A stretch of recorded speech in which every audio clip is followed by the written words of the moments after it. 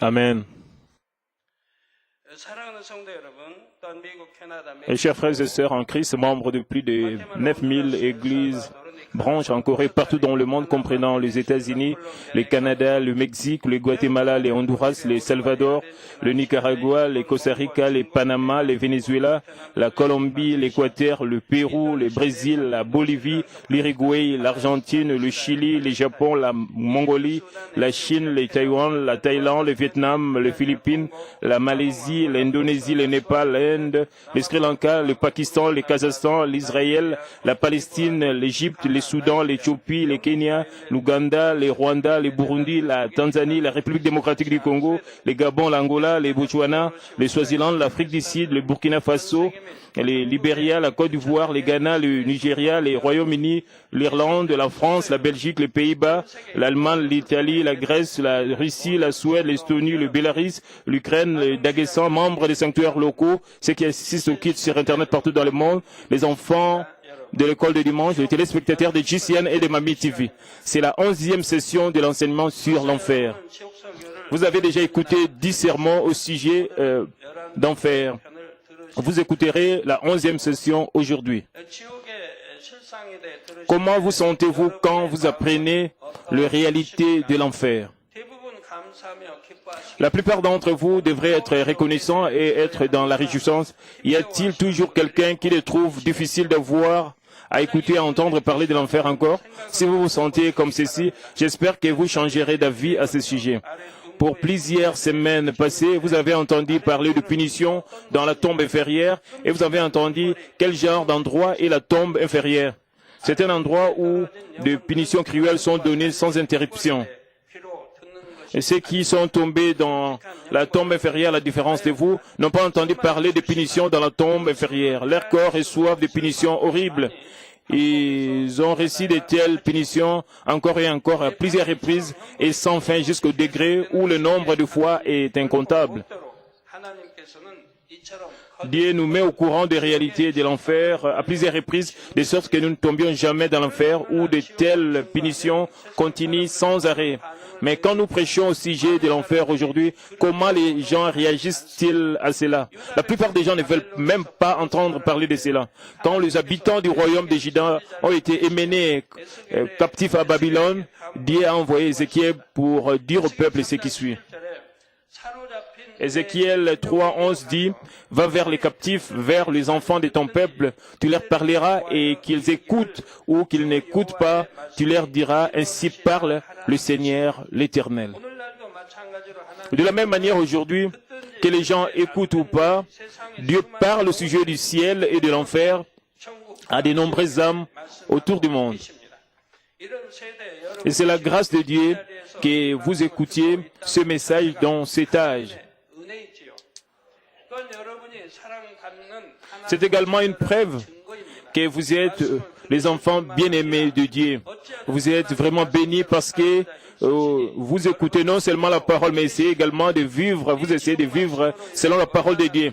Bon nombre d'entre vous doivent sentir que vous êtes arrivés à exercer une plus grande maîtrise de soi et une plus grande discipline en raison de ce message au sujet d'enfer. Même ceux qui ont une foi faible, s'ils essayent de vivre selon la parole de Dieu par crainte d'enfer, alors ils peuvent avoir la vie et la paix dans leur cœur. En fait, beaucoup de personnes disent qu'elles sont heureuses et reconnaissantes maintenant qu'elles essaient de vivre selon la parole de Dieu, comme dans le texte des chansons de louanges données par Dieu. Si quelqu'un d'entre vous a la crainte de l'enfer, ou si vous sentez qu'il est difficile de vivre selon la parole, alors je voudrais que vous changiez d'avis et de pensée en ce moment. J'espère que vous serez mieux, plus assurés de l'amour de Dieu et essayerez de pratiquer la vérité encore plus. Je prie au nom du Seigneur que vous puissiez tous être capables de professer que vous êtes errés.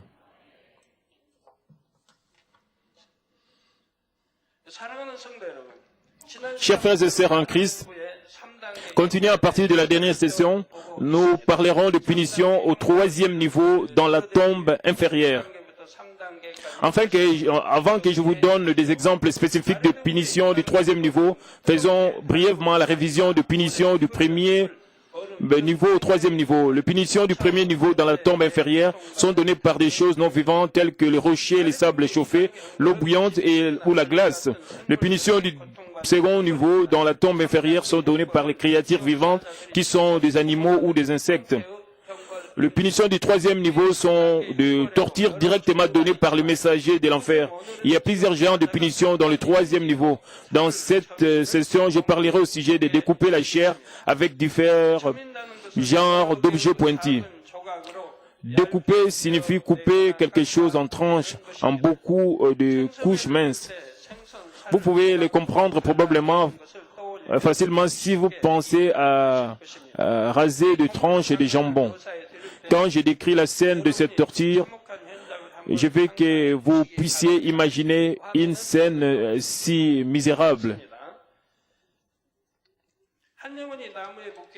Une âme est attachée à un arbre, elle ne peut pas se déplacer du tout, comme tout son corps entier est lié. Près d'elle, il y a un messager de l'enfer. Ce messager a un gros corps et porte le masque d'un porc. Il prépare plusieurs genres d'instruments de torture. Cette âme qui est attachée à l'arbre doit clairement observer ce que ce messager de l'enfer fait. Le messager de l'enfer aiguise plusieurs genres d'instruments de torture, de petits et pointus poignards à une grande hache.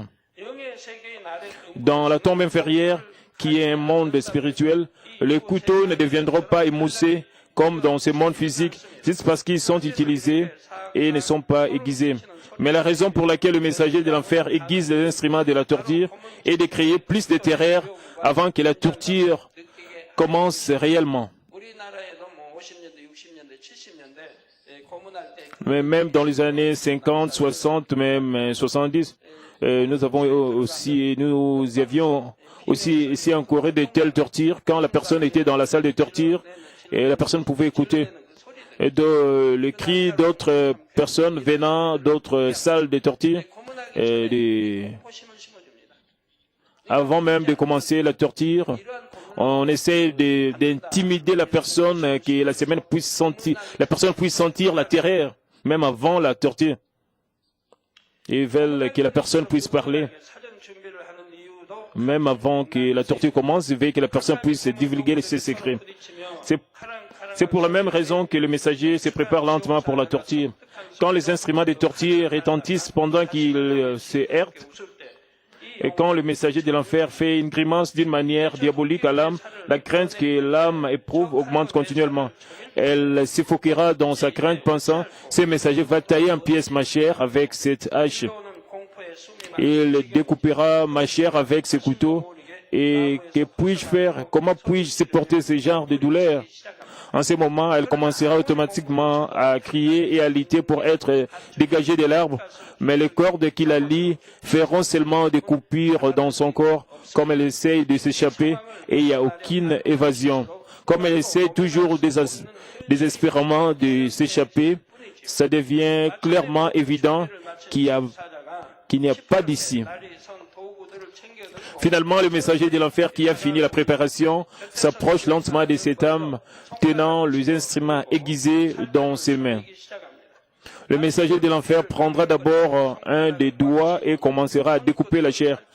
Comme s'il taillait un crayon, il tient le poing fermement et commence à couper la chair des bouts des doigts. Une masse sanglante de chair tombe à terre. Quand il découpe l'ongle, les morceaux voleront ça et là.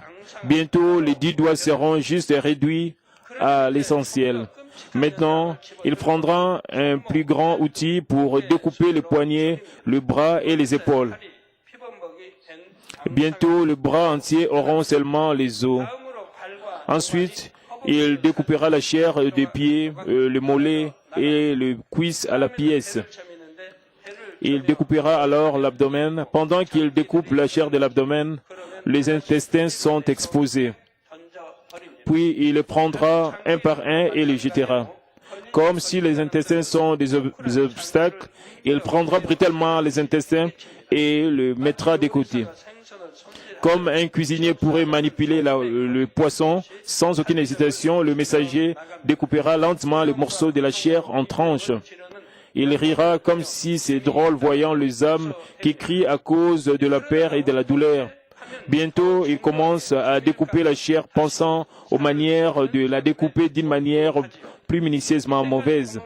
Jusqu'à ce moment, l'homme qui est torturé a dû observer sa propre chair étant coupée en tranches et ses intestins étant mis de côté. Pouvez-vous même commencer à imaginer une scène si horrible? Aussi, comme je délivre le message sur l'enfer, j'ai pensé à moi-même au sujet de torture. Et la semaine passée, j'ai expliqué au sujet de torture que les gens reçoivent. Et j'ai imaginé que j'ai recevé de telles tortures. Et supposons qu'on va, c'est un peu fracturer mes os.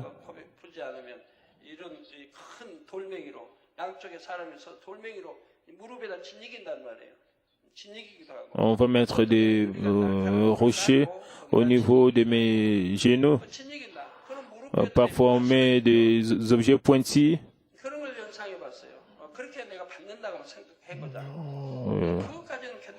On faisait tout cela pour que les genoux puissent être brisés. Et j'ai pensé que je peux supporter cela, mais c'était la torture donnée dans l'ancienne Corée. Et quand la personne ne parlait toujours pas, on brûlait même la poitrine avec le fer brûlé au rouge pour que la personne puisse parler. Et c'était vraiment très pénible. Et quand c'était très pénible, même à ce moment-là, la personne va confesser même ce qu'elle n'a pas fait, elle va confesser parce que c'est très pénible de recevoir et la personne va mourir par la suite parce que ces gens, ces bourreaux n'abandonnaient pas jusqu'à la fin. Et j'ai essayé un peu d'imaginer cette scène. Mais vous ne devez pas penser que vous ne pouvez pas supporter cela. Je ne pense pas que vous pouvez supporter cela.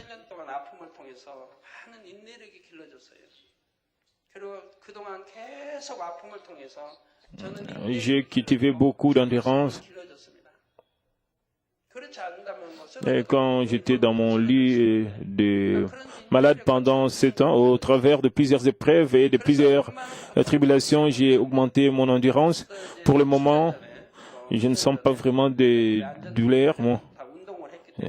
S'il y a des petites choses, vous savez, les membres de notre de sécurité, notre groupe de sécurité, ils connaissent les arts martiaux. Ce sont des gens, et quand ils me font le massage de muscles, je leur demande de faire cela avec beaucoup de force, mais je ne sens rien.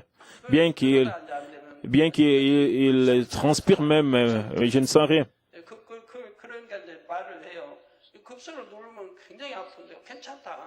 Je leur demande de trouver des endroits faibles. J'essaie de leur demander de bien me faire le massage, mais je ne sens toujours rien. C'est pas toujours pénible parce que. Et quand le diacre Kangju lui dit, quand je presse, c'est ici.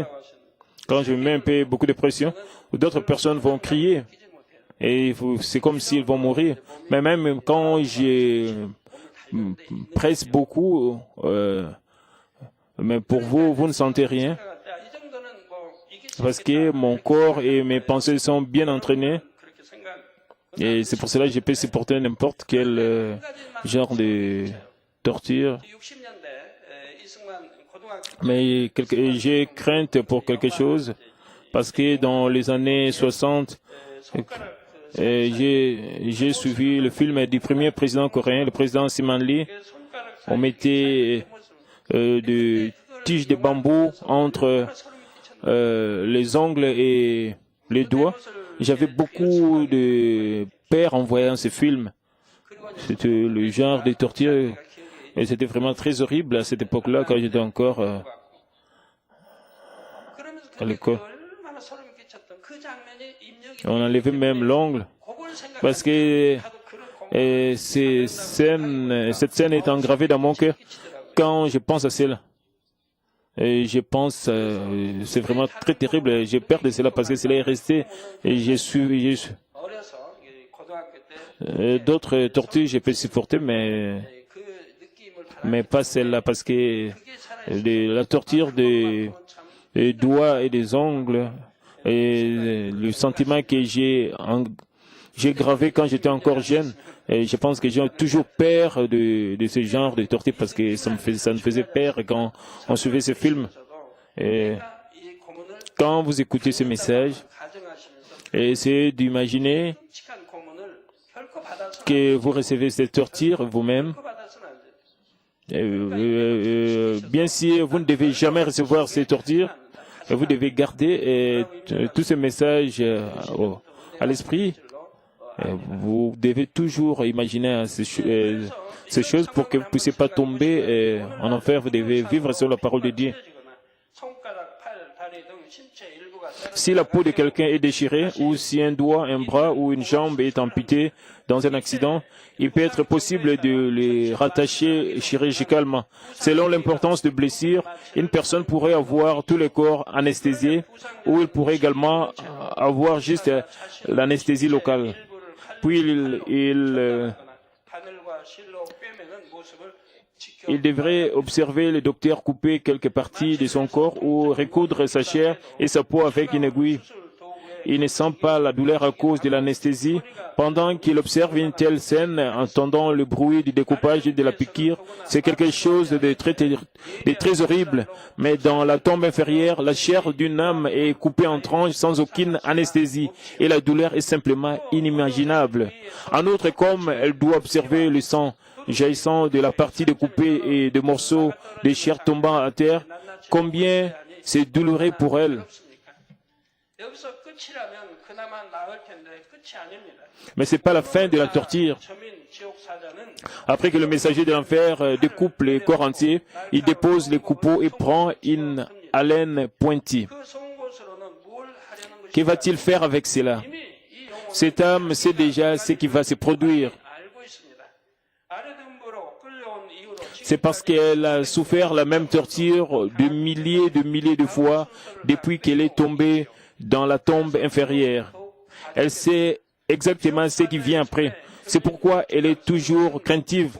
Le messager de l'enfer tiendrait une haleine et la porterait près des yeux de l'âme et percerait finalement ses yeux.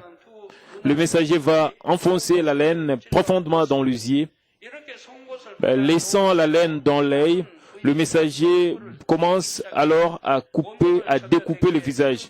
Puisque le corps entier a été découpé en tranches, cette âme a seulement le squelette couvert de sang et de visage. Le messager de l'enfer découpe maintenant les joues, les nez, le front et finalement les oreilles et les lèvres. Il découpera les coups aussi bien jusqu'à ce que les os du cou soient exposés. Quand le cou est finalement très bien découpé, un cycle simple de la torture est accompli. Mais ce n'est pas la fin de la torture dans la tombe inférieure. C'est seulement le commencement d'un nouveau cycle entier du découpage. Peu après ceci, la chair qui a été coupée en tranches sera récupérée à nouveau. Le corps et les membres auront leur forme originale. Le corps entier sera renouvelé. Si vous ne pouvez pas penser à ceci, il y avait quelques films des extraterrestres avant. Quand ces extraterrestres venaient, et quand ils venaient sur Terre, quand ils combattaient avec les gens de la Terre, même quand vous les tirez, ils auront seulement un trou et bientôt leur corps va reprendre la forme originale. Même si vous coupez leurs bras, et en seulement quelques minutes, leurs bras seront encore renouvelés. Vous pouvez imaginer une telle scène dans ces films des extraterrestres. Et en enfer, c'est la même chose. Même si on coupe toute la chair en tranches, et ils vont reprendre leur corps, sera encore renouvelé. Et puis l'âme doit se préparer pour recevoir un autre tour de torture. Un nouveau cycle entier de torture commencera même avant que la douleur de la torture précédente disparaisse. L'âme verra les messagers de l'enfer qui a la forme du porc détestable et entendra le bruit de l'affûtage et de bruit retentissant de l'aiguisage des outils. Le corps entier sera découpé à la pièce et les haleines perceront les yeux, jusqu'à ce que cette âme soit jetée dans le lac du soufre. Après les grands jugements, elle ne peut pas s'échapper de ces continuums de torture. Quand une partie du corps d'une personne est endommagée dans un accident, on dit qu'elle ne peut pas complètement effacer l'image mentale des dommages. Et cette âme qui doit souffrir cette douleur, pas simplement une fois ou deux fois, mais d'innombrables fois, ne peut s'y plier ou avoir un espoir d'être sauvée du supplice. Au début, elle pourrait essayer de crier, se défendre ou de supporter la douleur, mais elle abandonnera tout bientôt, vaincue par la douleur et la terreur. Y a-t-il quelqu'un qui ne peut pas sentir c'est à quoi ceci ressemblerait? Ensuite, laissez-moi vous présenter un événement dans l'histoire semblable à ceci. Pendant la Deuxième Guerre mondiale, quelques pays ont réellement mené des expériences sur des humains, sur les corps de leurs prisonniers de guerre ou des gens du pays occupé. C'est-à-dire, ils ont utilisé les personnes vivantes comme sujet des expériences, juste comme ils étaient des souris ou des lapins des laboratoires. Ces expériences ont été effectuées afin de développer les armes biochimiques telles que le germe ou le virus qui peuvent tuer beaucoup de personnes dans une courte période de temps. Ils les ont faites dans le secret, mais ces choses ont été divulguées par les témoins des victimes et les autres moyens comme les livres ou les films. Dans les cas de la Corée, certains Coréens ont été amenés dans certains camps militaires par les militaires japonais. Même pendant la guerre mondiale, quelque chose de similaire a eu lieu. Même dans la dynastie Koryo, dans l'ancienne Corée, au début de cette dynastie Koryo, il y avait quelques expériences. On donnait des poisons.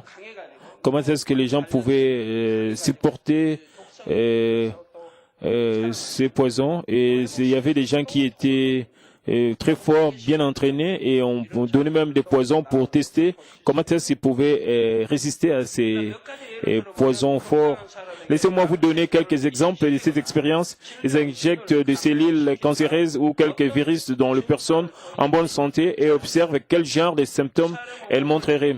Quand ils ont fait la vivisection, ils ne l'ont pas fait avec un cadavre, mais avec une personne vivante, afin d'obtenir des données plus précises.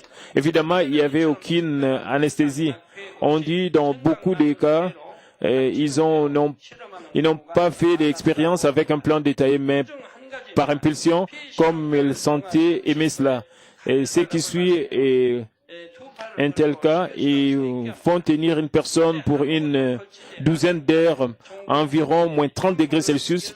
Ils verseraient l'eau froide sur ses bras nus. Quand ses bras ont été complètement gelés, ils l'amèneraient au laboratoire et verseraient l'eau chaude sur elle.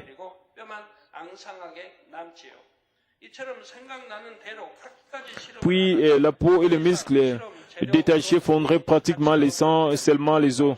Après qu'ils aient mené des expériences pendant que quelques idées diverses venaient à l'esprit, ils laisseraient ces personnes mourir dans la douleur car elles ne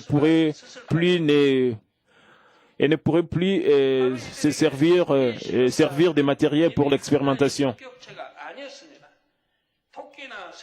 Comme être humain, comment pourrait-il faire de telles choses horribles sans sentir des douleurs de la conscience?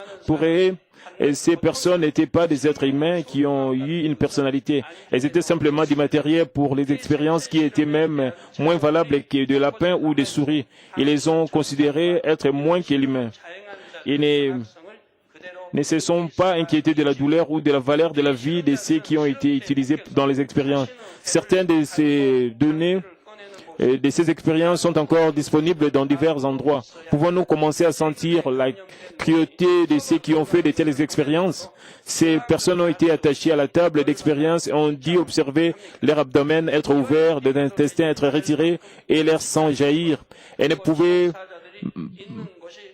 même pas éviter d'observer leur corps être décomposé par des germes. Combien cela est terrible. Mais dans la tombe inférieure de l'enfer, il y a des messagers de l'enfer et de punition qui sont si horribles que ces expériences ne peuvent même pas être comparées à elles. Quand j'ai expliqué avant, ces messagers transforment les âmes des enfants en balles et donnent des coups de pied sur elles et jouent avec elles. Ils sélectionneraient l'une des âmes et souffleraient l'air dans cette âme.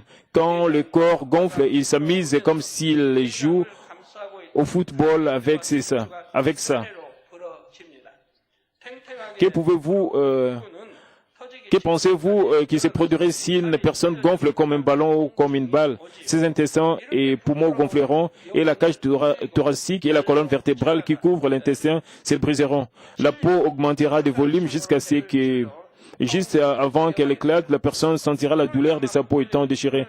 Après que le messager de l'enfer ait plaisir à donner des coups de pied et telles âmes gonflées, ils perceront l'estomac avec une lance pour le faire éclater. Si vous faites éclater un ballon avec de l'eau à l'intérieur, les morceaux de caoutchouc et de l'eau voleront partout. De la même manière, quand l'âme gonflée s'éclate, son corps entier sera déchiré en morceaux avec sa chair et son sang volant partout.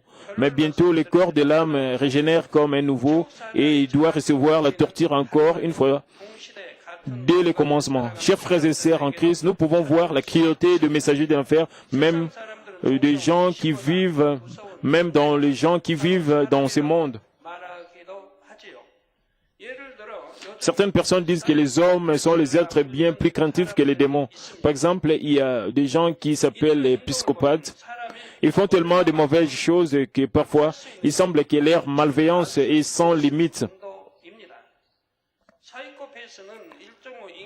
Les psychopathes ont un trouble de la personnalité, ils manquent de l'empathie et de remords. Ils ne peuvent rien sentir même lorsqu'ils voient le déplaisir ou la douleur d'autres personnes.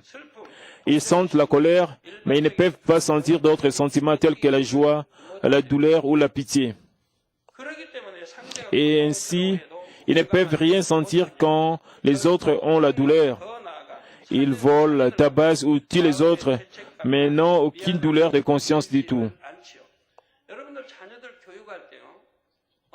Et quand vous éduquez vos enfants, quand quelques insectes grandissent, vous ne demandez pas à vos enfants de tuer ces insectes.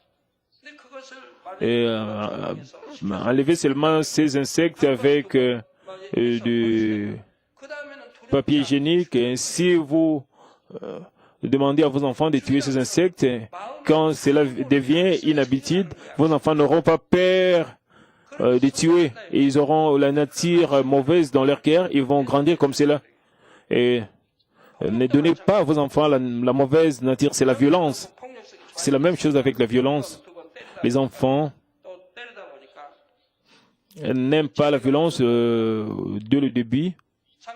Mais quand ils commencent à tabasser les autres, une fois, deux fois, trois fois, ils vont commencer à aimer cela. Et cela va devenir une habitude. Dans le cas de la guerre du Vietnam,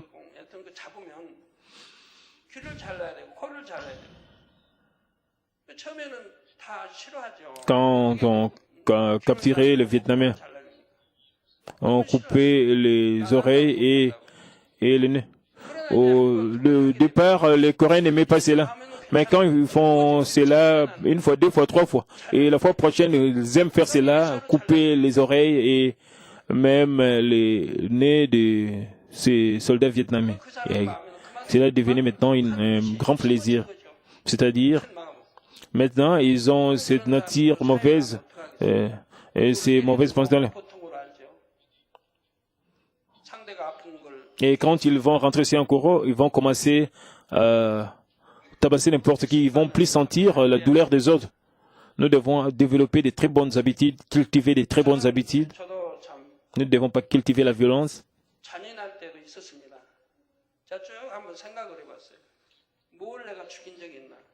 Quand je pense à moi-même,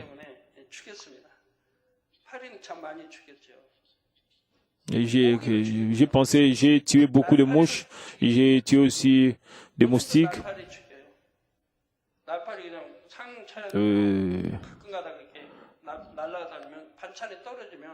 Parfois, il y a des mouches. Et parfois, ils tombent dans des plats. Parfois, je dois manger, je dois tuer ces mouches qui me dérangent. Quand je pense à mon enfance,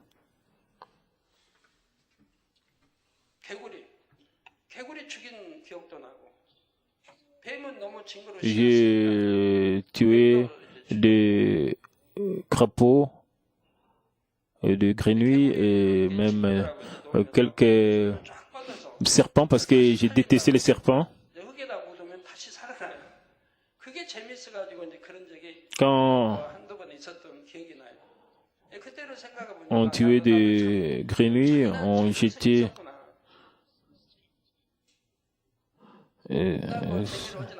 ces grenouilles et on blaguait avec eux et on enterrait. J'ai pensé que c'était vraiment un plaisir. Et j'ai pas fait cela beaucoup, mais je faisais ça. Je faisais cela avec d'autres amis. Ensemble, on tuait des grenouilles, des crapauds. Mais pour le moment, je ne peux pas faire de telles choses. Je n'ai jamais même tué une poule.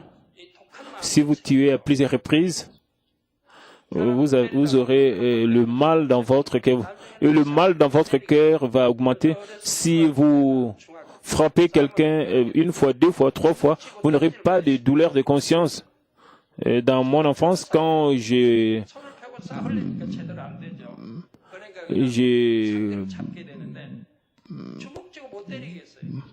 bagarré avec d'autres amis, je ne pouvais même pas donner des coups. Je ne voulais pas parce que je savais que l'autre devait souffrir. Même quand je trouve.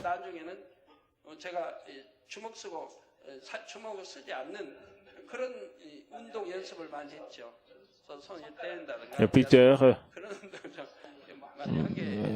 j'ai fait quelques exercices et je n'utilisais plus mes poings. Mais pour le moment, je vois il y a des élèves qui sont très violents.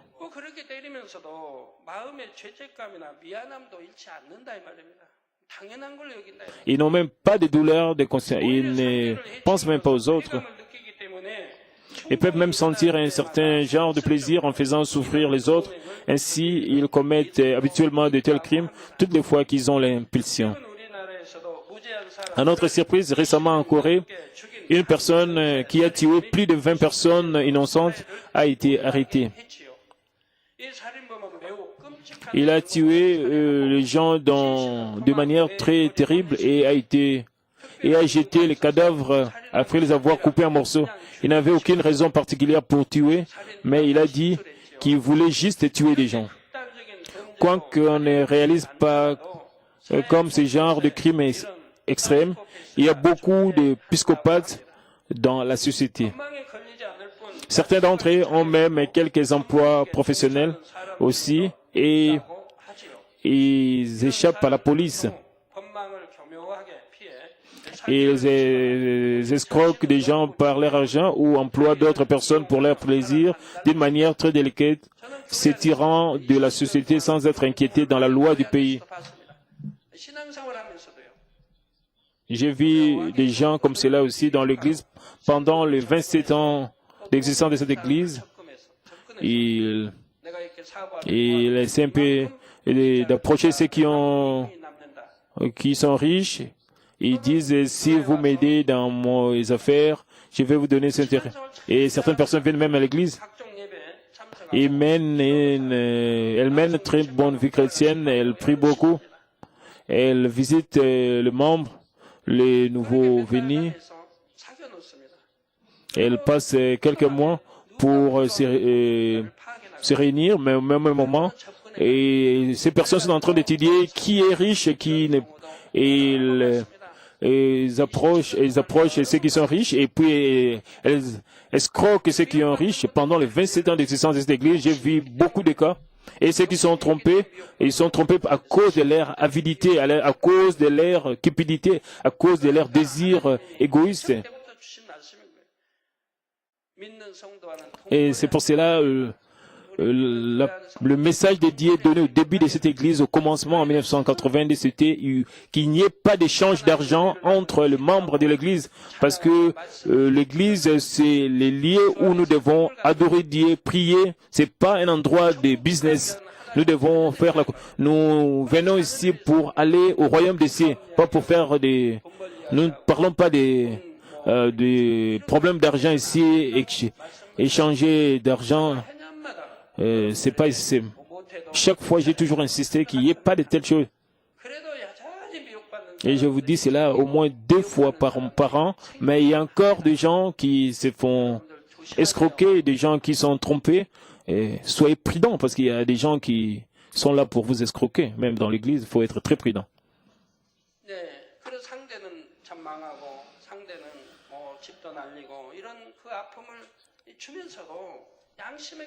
Et ceux qui sont impliqués dans ces transactions d'argent, ils font que les autres puissent tomber dans la faillite, et ils n'ont même pas de douleur de conscience, et ils prennent l'argent et puis ils fuient, ils quittent l'église et vont dans d'autres pays. Un docteur célèbre dans ces domaines a dit dans son livre que 1 sur 100 personnes sont aujourd'hui des psychopathes. C'est quelque chose de très choquant. Il y a un film d'horreur au sujet de ce genre de psychopathe, et un psychologue criminel dit que la réalité est plus horrible que le film. Dans le film, le héros détruira d'une façon ou d'une façon d'autre le psychopathe, mais en réalité, même la police ou le psychologue ne peut rien faire au sujet de.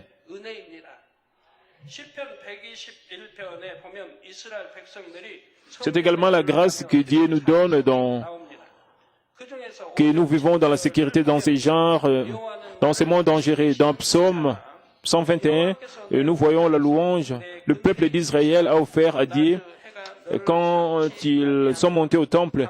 Le verset 5 à 7 disent, Psaume 121, verset 5 à 7, « L'Éternel est celui qui te garde, l'Éternel est ton ombre à ta main droite. Pendant les jours, le soleil ne te frappera point, ni la lune pendant la nuit. L'Éternel te gardera de tout mal, et il gardera ton âme. » Je crois que tous les membres de Manmin feraient la même profession de foi. Aujourd'hui, à Séoul, il ferait 36 degrés. À Milyang, c'est déjà plus de 38 degrés. Il fait très chaud. Et après notre retraite d'été, pour le moment, il fait très chaud. Et pendant vos retraites d'été, partout où il y a eu nos retraites d'été, et c'était seulement 23, 24 degrés. Et le soir, c'était seulement 17, 16. C'était vraiment une grande différence. Et là, il y a une grande différence entre la semaine des retraites et l'autre semaine.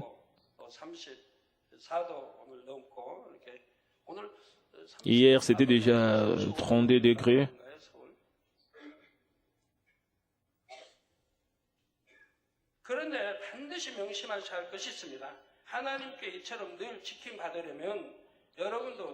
Mais vous devez garder une chose à l'esprit, afin que vous soyez toujours protégés par Dieu.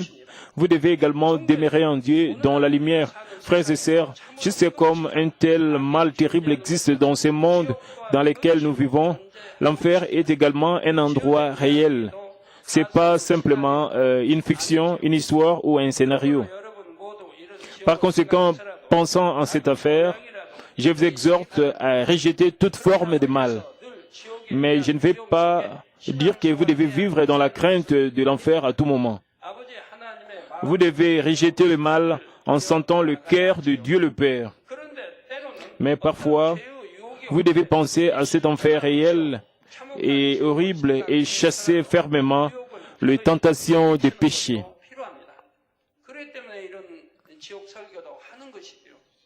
Et c'est pour cela que je vous donne ces messages sur l'enfer pour que vous puissiez chasser les tentations. Si vous imaginez l'enfer Comment est-ce que vous pouvez faire les choses qui peuvent vous amener en enfer?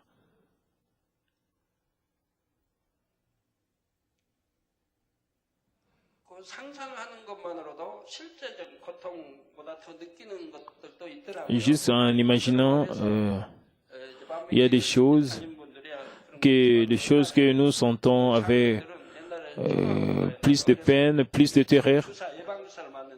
Seulement en imaginant. Supposez que dans votre enfance, quand on veut vous donner quelques piqûres à l'hôpital, ou bien quelques vaccins, quand avant de recevoir l'injection ou la piqûre, vous avez vraiment peur. Quand j'étais dans mon lit des malades, pendant ces temps, parfois, j'ai reçu la médecine chinoise. On me mettait beaucoup de piqûres, beaucoup d'aiguilles. Il y avait des douleurs. C'était pas vraiment pénible. Mais avant même de recevoir toutes ces piqûres, j'avais beaucoup peur.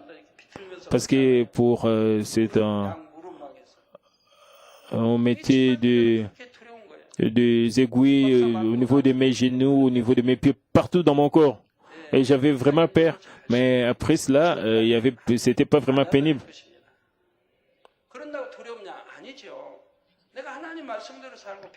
Et si nous comprenons les choses et nous stockons les bonnes choses, nous ne devons pas avoir peur de l'enfer, mais nous devons plutôt être reconnaissants pour que nous ne puissions pas tomber en enfer.